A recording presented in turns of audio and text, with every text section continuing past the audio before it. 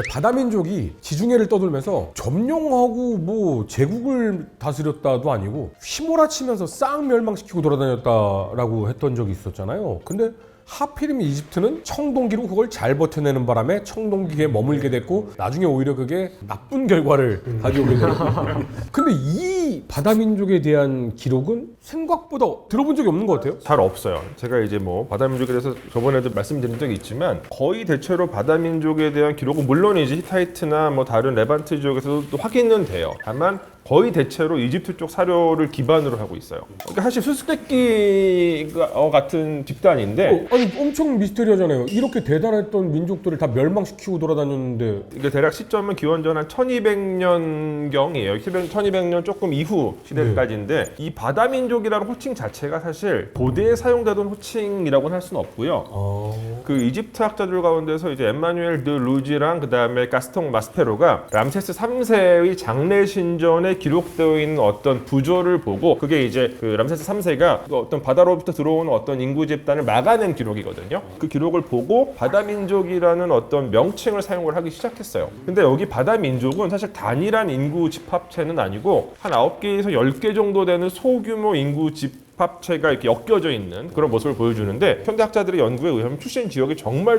다양해요. 이를테면 뭐 루카나 뭐 카르케아 같은 집단은 아나톨리아 해안 지방, 그러니까 오늘날 터키 서부의 그리스식으로 하면 이오니아 지방 출신이었던 것 같고, 그다음에 뭐 쉐르덴 같은 종족은 이탈리아 서부에 있는 그 샤르데니아 섬, 그리고 쉐켈레시라고 하는 종족은 이탈리아 또 서부에 있는 시칠리아, 그리고 뭐 네니엔이라고 하는 또 인구 집단은 아마 발칸반도 북쪽에서 내려온, 그러니까 뭐 5만 군데에서 다 이동한 집단들이 우연히 한 곳에 모여가지고 어떤 동지중해에서 그때까지 융성하고 있었던 여러 청동기 문명권의 정치체들을 어느 정도 공격을 하기 시작하는 거죠. 아니 근데 지금 들어서 대충 머릿속에 지도를 떠올려도요.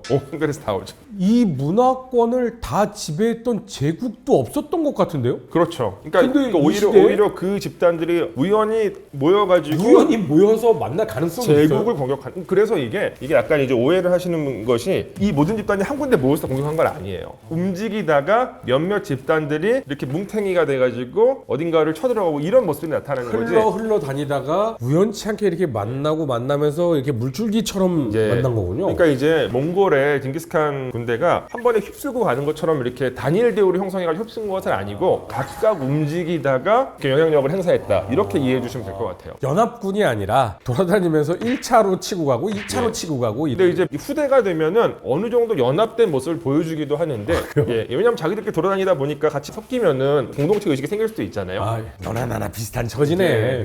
여러 다른 지역에 있는 민족들이 움직이게 된 어떤 동인 같은 게 있을까요? 그러니까 사실 그게 잘 몰라요. 잘 모르는데 추정컨대 이때 이제 기후 변화로 인해 가지고 이 지중해 세계 전체 농업 생산량이 확 줄어들었고, 그렇다 보니까 먹고 살기 힘든 소위 말하는 난민 집단이 좀 형성이 되었을 것이다. 그리고 그 난민 집단들이 먹고 살기 위해서 그때까지 가장 융성하고 있었던 여러 지역들로 진입하게 됐다. 이렇게 설명들을 많이 하시죠. 바다의 민족들이라고 하는 이름 자체가 저는 약간 좀 편견이 있다고 생각이 드는 게, 제일 제가 생각할 때는 좋은 게 동아시아는 56국처럼 사실 보면은 막 선비부터 강적 막 내려오지 않습니까? 그런 시기였는데 그들을 바다의 민족이라고 통칭을 해버리니까 이게 사실은 다 각자 다른 사람들인데 하나로 뭉뚱그리니까 그때부터 혼란이 더 오는 게 아닐까 생각이 그게 들었어요. 왜 바다민족이라는 이름이 붙여지게 됐냐면 이집트 학자들이 붙인 이름인데 이집트 입장에서 보면은 바다에서 들어오거든요. 바다 쪽에서 왔으니까. 그리고 이제 제가 지금 아까 말씀드렸던 이 소인구 집단의 이 이름들도 이건 사실 다 고대 이집트인들이 기록해 놓은 그 문헌을 따른 분류예요. 그렇죠. 실제로 이 사람들이 정말 그런 식으로 정체성을 느꼈었는지는 알 수 없죠.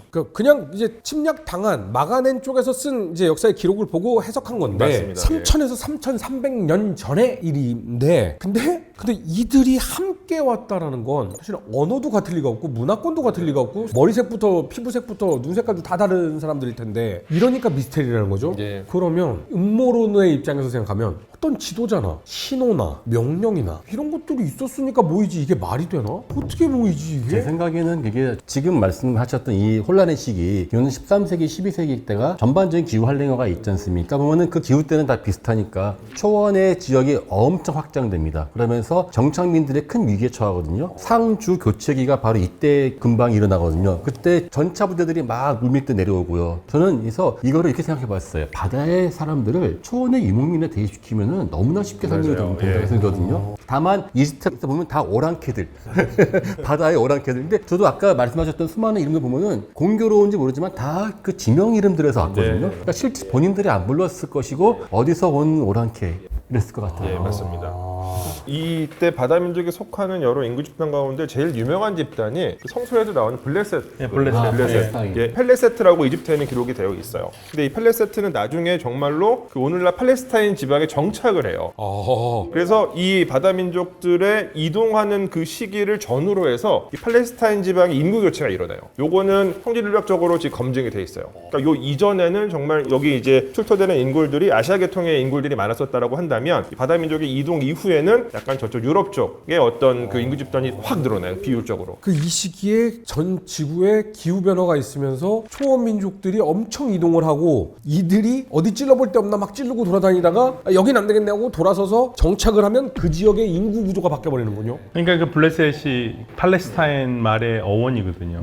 그러니까 지금 그거 갖고 이제 싸우는 것 중에 하나가 팔레스타인 니네들이 블레셋 애들하고 다른 애들인데 니네 이름 쓰면서 그거 하냐. 너희도 어디서부터 어디까지가 내 땅이고 네 땅이고를 근데 저는 재미있었던 게 블레셋 필리스틴이라고 저기 그리스기에 나와 있는데 저는 트로이 전쟁 있지 않습니까? 사실 그게 신화냐 진짜 역사냐 해석이 많은데 저는 그게 실제 어떠한 큰 상황을 반영한 신화라고 저는 생각을 하고 고고학적으로 이야기하는데 그 전쟁을 바다와 육상에 있는 사람들 전쟁이다라고 해서 바다 민족들의 활발한 활동과 연결시키는 분들이 꽤 있더라고요. 그러니까 이게 1대1 대응 아니지만 커다란 역사의 흐름은 그래서 트로이의 전쟁했었던 게 바다의 연합군들이 실제로는 사방에 보이는 곳마다 때를 지어서 갔었던 그들을 의미하는 것이었을 것이고 트로이에 있는 사람들은 원래 아나톨리아 반도 현재 터키에 있는 내륙 사람들이 방어하는 것이 아니었겠냐라고 하는데 자료 봤더니만은 많은 분들이 정확하게는 모르겠지만 큰 흐름은 맞을 것 같다라고 이야기하는데 어떻게 예, 저도 선생님 말씀 동의합니다. 아마 이제 사실 구체적인 그림은 사실 잘 모르겠어요. 다만 이 시기 동안에 어떤 바다를 통해 가지고 굉장히 많은 인구 집단들이 이동을 했었다라는 모습은 분명히 나타나거든요. 그 과정에서 어떤 특정한 인구 집단이 원래 살던 지역이 아니라 다른 지역으로 이동을 하게 되면 당연히 마찰이 발생할 수밖에 없게 되고 이제 그런 마찰들이 이제 오늘날 방어를 한 입장에서는 누군가 쳐들어왔었다 이런 어떤 식으로 기록이 될 것 같습니다. 그러면 그때 당시에 지구의 기후 변화로 초원 민족들이 대거 이동을 시작을 했고 그들이 이제 이동을 하면서 우리도 먹고 살자라고서는 이제 찌르고 다녔던 거잖아요. 그러면 당연히 먹고 살기 위한 방법이었으면 정착을 했었으면 좋았을 텐데 왜 멸망을 시키고 또 이동을 하고 멸망을 시키고 또 이동을 했어요? 정착을 안 하고?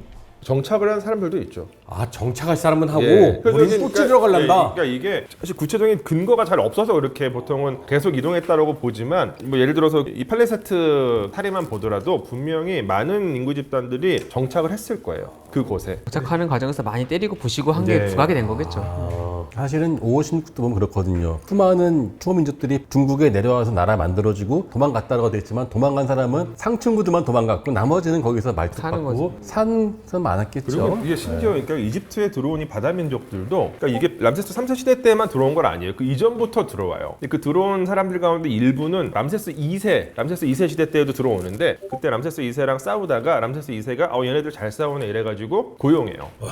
그러니까 실제로 람세스 2세의 그 호위 병력은 쉐르덴이라고 부르거든요. 이 사람들은 그 쉐르덴이아 출신들이에요. 그래서 이집트 정규 병사들하고는 복식이 달라요. 투구도 다르고 칼도 들고 있고 이집트 보병들은 대체로 창을 들거든요. 근데 이 사람들 칼 들고 있고. 그러니까 이런 방식으로 새롭게 이동해간 지역이 아마 지속적으로 정착을 해갔을 겁니다.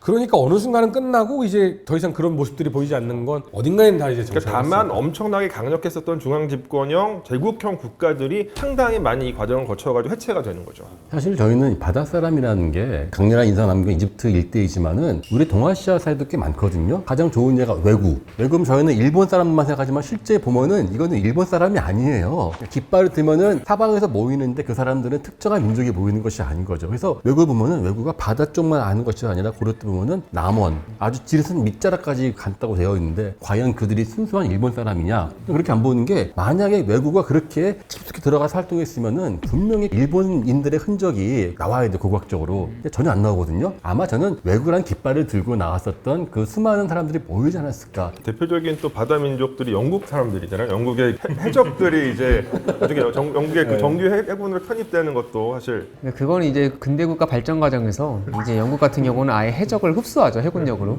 그래서 이제 자기들이 먼저 신대력을 발견하고 이제 개발한 건 아니었으니까 처음에는 이제 당연히 원래 해양 국가는 해적들이 있잖아요. 영국도 해적들이 있었는데 스페인의 보물선들, 물품을 싣고 스페인으로 가는 배들을 이제 노략을 했죠. 근데 이게 상당히 영국에도 도움이 되는 거예요. 그래가지고 초창기에는 아예 국왕이 인가장을 줍니다. 이건 사략업자라고 그러는데요. 그러니까 아예 국왕이 약간 도와주고 허가를 해주고 대신 얘네 뜯어온 거에서 일부분은 그 나라에 바치고. 일종의 국립해적 같은 국립해적이죠. 느낌이에요. 국립해적.